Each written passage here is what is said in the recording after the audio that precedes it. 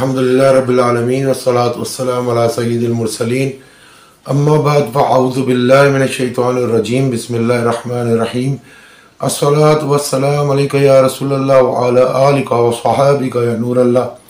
मोहतरम दोस्तों, अस्सलामु अलैकुम व रहमतुल्लाहि व बरकातुहू। मोहतरम दोस्तों, काफ़ी अरसे की कुछ घरेलू मसरूफियात की वजह से कोई वीडियो अपलोड नहीं कर सका, जिसके लिए आपसे माज़रत खाऊँ। तो दोस्तों, आज मैं आपके लिए एक इंतहाई अहम मौजू लेकर हाजिर हूँ। आज के मेरी इस वीडियो का मौजू है कि जादू का इलाज अक्सर लोग खुद क्यों नहीं कर सकते। यानी किसी पर कोई जादू या चौकी के असरात हैं या कोई ऐसी जन्नाती असरात हैं, तो वो अगर खुद अपना इलाज करने की कोशिश करते हैं या किसी का बताया हुआ अमल पढ़ते हैं तो उनको जो है उसमें नाकामी होती है और उनकी तकालीफ और क्यों बढ़ जाती हैं। अक्सर दोस्त हमसे पूछते हैं, कॉल करते हैं, पूछते हैं कि कादरी साहब हमारे पे जादू के असरात हैं, कोई ऐसा अमल बता दें कि हम पढ़ें, ऐसा वजीफ़ा बता दें कि ये जादू या चौकी जो भी असरात हैं ये ख़त्म हो जाए। तो मैं ये वीडियो बनाने का मकसद यही है कि ऐसे लोगों की खिदमत में ये अर्ज़ करूँ कि जादू का इलाज बंदा खुद से नहीं कर सकता है। किस वजह से नहीं कर सकता है कि पहली बात तो यह है कि आपको जो अमल बताया जाता है अक्सर वो बताने वाला या तो खुद उसका आमिल नहीं है या आप उसके आमिल नहीं है। दूसरी बात यह है कि जब किसी शख्स पे किसी ने जादू के ज़रिए कोई चौकी बिठाई है, कोई ऐसी चीज़ बिठाई है या उसके पीछे छोड़ी है कि जो उसके हर काम की बंदिश करके बैठी हुई है, वो चीज़ 24 घंटे उसके साथ है, तो वो चीज़ अक्सर अपना इलाज खुद से करने वालों को सही से अपना इलाज करने नहीं रहती है। पहली बात है, जब वो पढ़ाई शुरू करता है तो उसके अंदर वसवसे पैदा शुरू हो जाते हैं कि इससे कोई फ़ायदा नहीं होगा। उसके दिमाग में तंगी, खिंचावट शुरू हो जाती है और उसकी जिस्म में जो है वो भारीपन या जिस्म में मुख्तलिफ़ किस्म की तकलीफ़ें, मसलन रगें खिंचना, दिमाग की रगें खिंचना, इस किस्म की तकलीफ़ें शुरू हो जाती हैं। गुस्सा आना शुरू हो जाता है या नमाज पे दिल नहीं करता है, इबादत पे दिल नहीं करता है, या पढ़ाई भारी लगती है, पढ़ाई से पढ़ी नहीं जाती है। इस किस्म की रुकावटें आना शुरू हो जाती हैं या कोई ना कोई बैरूनी रुकावट आ जाती है कि नमाज के टाइम कोई मसला हो गया या पढ़ाई के टाइम कोई मसला हो गया तो पढ़ाई छोड़ दी।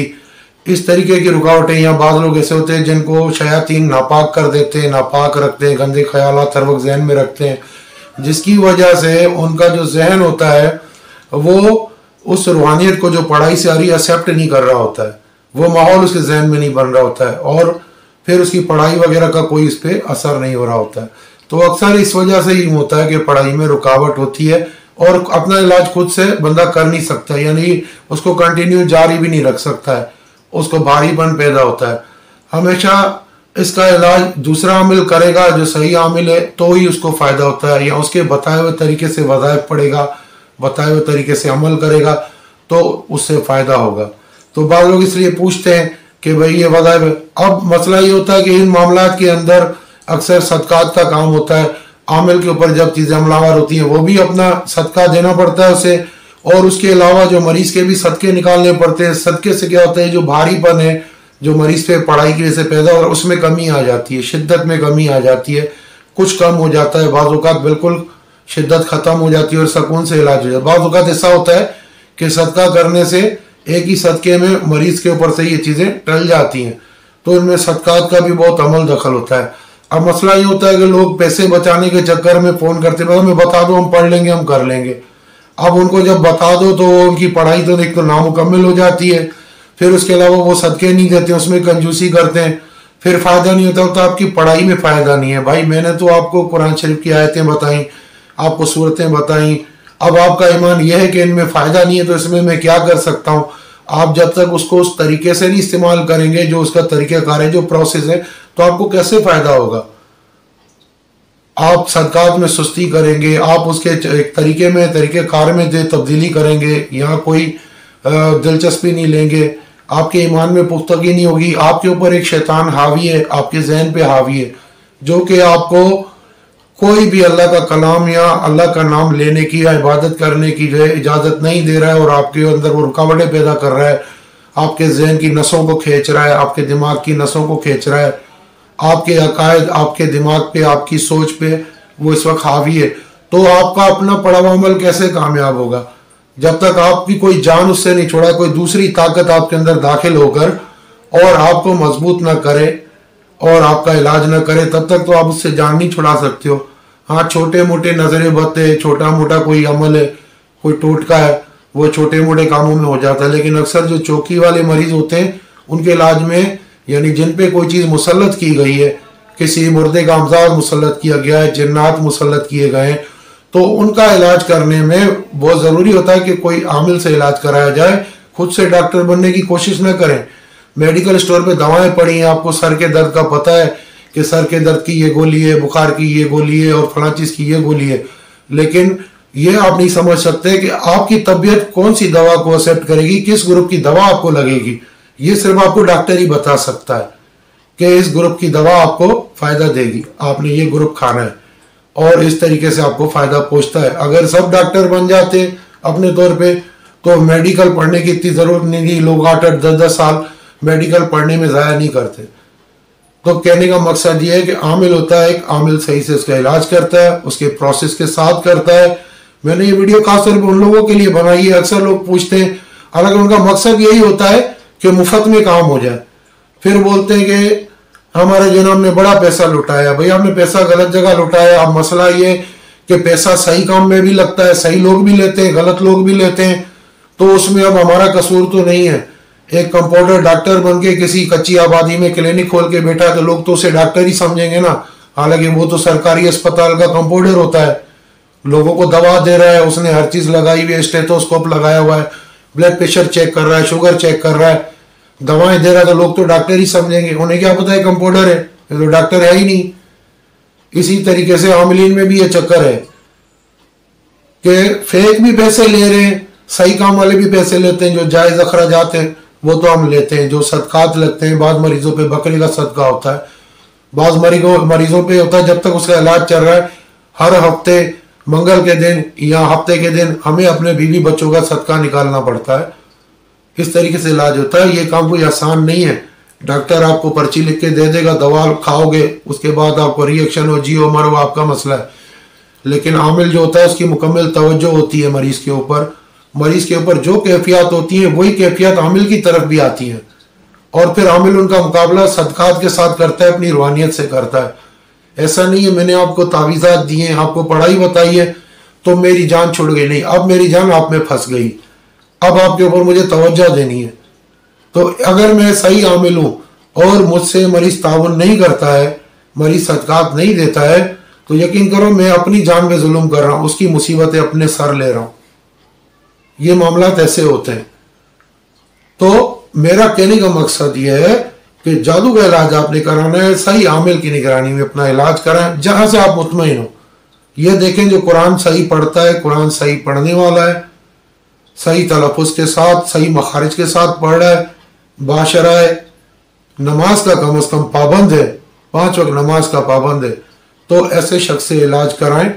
बाकी ये दुनिया में भरे पड़े, अब ये भी मसला है, ऐसे भी लोग हैं जो बाशरा भी हैं, 5 वक्त नमाज के पाबंद भी हैं, बाजार नेक और दीनदार भी हैं, लेकिन उनके पास इल्म नहीं है, खाली बैठे फूके मार रहे हैं। ये भी एक मसला है। मतलब इंसान हर तरफ से कहीं ना कहीं से ऐसे लोगों में फंसा हुआ है। तो आप जिसको सही ले देखें, हमें आपने जांचने हमारी वीडियोस देख लें, 400 के करीब वीडियोस हैं यूट्यूब के अंदर। रूहानी खजाना चैनल को सब्सक्राइब करें, देखें आप हमारी वीडियोस। आप उसमें आपको इंशाल्लाह कोई फेक बात नहीं मिलेगी, जो भी बात मिलेगी इंशाल्लाह सॉलिड मिलेगी। क्यों? हमारे उस्ताद जो थे वो एक सॉलिड इंसान थे और उन्होंने सारी जिंदगी अपनी अमलियात के अंदर गुजारी, सारी जिंदगी वक्फ की लोगों की खिदमत में। अल्लाह ताला ने उनकी ज़बान में शिफा रखी थी, हज़ारों बेऔलादों को औलाद मिली उनकी दुआ से, हज़ारों घर बने, हज़ारों जोड़ियां बनी, हज़ारों बेघर लोगों को घर मिले उनकी दुआओं से। तो हमें अपने उस्ताद में नाज होता है कि हमारा उस्ताद कामिल है, और आमिल वही है जिसे अपने अमल पे नहीं, अपने उस्ताद के ऊपर नाज हो, अपने मुर्शिद पे नाज हो, जिसने उसको फन सिखाया है उसका नाज उस पे होना चाहिए, अपने आप पे नहीं। हमें अपने आप पर कोई, हम बहुत गंदे हैं, बहुत गुनहगार हैं, इतने गुनाह हैं, दुआ करें कि अल्लाह ताला हमारे गुनाह बख्शे। लेकिन हमें नाज है किस पे? अपने उस्ताद मोहतरम की नज़र पे, मुर्शिदीन की नज़र पे, अमीर अहले सुन्नत की नज़र पे, हज़रत मोहम्मद कासिम चिश्ती कलंदरी रहमतुल्लाह अलैह की नज़र पे नाज है कि ऐसे बुजुर्गों से हमारा ताल्लुक़ है, इस निस्बतों में नाज है हमको। इंशाल्लाह इसके सदके कोई मायूस नहीं लौटता है। तो उम्मीद है दोस्तों मेरी ये मुख्तसर जो अर्जियाँ थी आपको समझ में आई होंगी। जो भी दोस्त इलाज कराना चाहते हैं हमसे रब्ता करें, जो जायज़ अखराजात हैं हम वही लेते हैं जो अमल में आते हैं। जो भी इसके अंदर खर्च होता है किसी से हम ठगी नहीं करते, चोरी नहीं करते, फ्रॉड नहीं करते। अल्हम्दुलिल्लाह जिन लोगों ने भी इलाज कराया हमसे हमें अच्छी तरह जानते हैं, उनको सामान वक्त पे पहुंच जाता है। और ऐसा नहीं है कि अगर मिसाल हम किसी का ऑनलाइन इलाज कर रहे हैं तो हम मरीज को छोड़ देते हैं तावीज़ दे के, नहीं। अगर कोई तकलीफ होती है आधी रात को भी हमें कॉल करते हैं, वीडियो कॉल पे दम करते हैं, ऑडियो कॉल में दम करते हैं, मरीज को उसी वक्त दम करते हैं, उसको कंट्रोल में लाते हैं। अल्हम्दुलिल्लाह अगर आपसे हम अपने अखराजात ले रहे हैं तो उसका पूरा हक बातें से हिलाल करके खाते हैं, हराम नहीं करते। ऐसे इदारे भी हैं, आपको बस भेज देंगे पार्सल, आप इस्तेमाल करो, सही हुए नहीं हुए आपका मसला नहीं, ऐसा नहीं है। मैं खुद रात को आधी रात को उठ के भी अगर कॉल, बाहर मुल्कों में दिन होता है, यूके में, लंदन में, अमेरिका में, तो वो लोग कॉल करते हैं, उनका हम इलाज करते हैं, उनको दम करते हैं। अल्हम्दुलिल्लाह क्यों? हम अपने इल्म के साथ सच्चे, हमें अपने इल्म से मोहब्बत है, हमें अपने इल्म से प्यार है, हमने अपनी ज़िंदगियाँ इल्म के पीछे वक्फ की हैं। तो हम ये चाहते हैं कि इस इल्म की तरवीज करें। इस इल्म से हमारी इज़्ज़त है और इल्म ही हमारी इज़्ज़त है। तो उम्मीद है दोस्तों आपको मेरी बात पसंद आई होगी। अगर कोई बात बुरी लगी हो तो प्लीज़ खुदा के वास्ते मुझे माफ़ कर दीजिएगा। मेरे चैनल रूहानी ख़जाना, यूट्यूब चैनल रूहानी ख़जाना को सब्सक्राइब कीजिए, दोस्तों को सब्सक्राइब कराइए, मेरे वीडियोस को शेयर कीजिए ताकि कल के खुदा की भलाई हो सके। हो सकता है आपका मुझ में कोई काम नहीं, किसी और का कोई मसला हो, आपके नंबर देने से उसका मसला हल हो जाए, तो ये भी आप कार्य खैर में शामिल हो जाएंगे। अस्सलामु अलैकुम वरहमतुल्लाहि वबरकातुहू।